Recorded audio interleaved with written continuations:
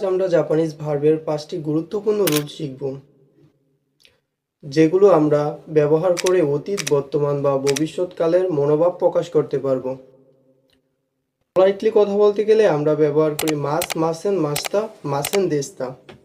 বর্তমান বা ভবিষ্যৎ কালের কথা ব্যাখ্যা করতে আমরা মাস অথবা মাসেন ব্যবহার করি। মাস বর্তমান বা ভবিষ্যৎ হাবোধক। যখন আমরা হাবোধক কোনো মনোভাব প্রকাশ করব বর্তমানকাল বা ভবিষ্যৎকালের, তখন আমরা মাস ভার্বটি ব্যবহার করব। যেমন তাবে মাস। তাবে মাস হতো খাওয়া, অর্থাৎ আমরা খাই বা খাবো। যখন আমরা কোনো একটি কাজ করব বা করি বলি, তখন ব্যবহার করব মাস ফর্মটি। তাবে মাস, নমি মাস, ইকি মাস, কি মাস।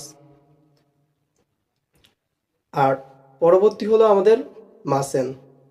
যেমন তাবে মাসেন, যখন আমরা বর্তমান বা ভবিষ্যৎকালে কোনো কাজ করব না বোঝায়, না বোধক কাজের ক্ষেত্রে ভার্বের মাসেন ফর্মটি আমরা ব্যবহার করব।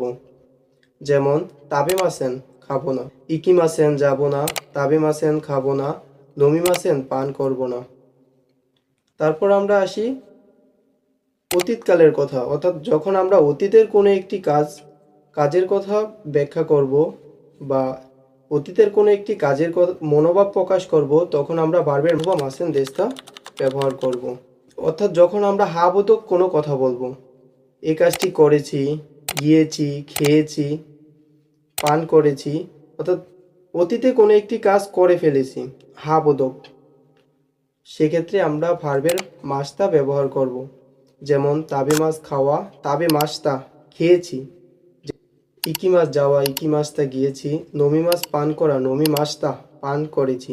যখন আমরা অতীতের নাবোধক কোনো কাজের কথা ব্যাখ্যা করব বা বলবো, তখন আমরা ব্যবহার করব ভার্বের মাসেন দেস্তা।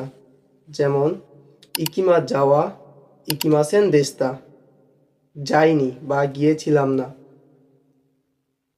নমি মাছ পান করা, নমি মাসেন দেস্তা, পান করিনি।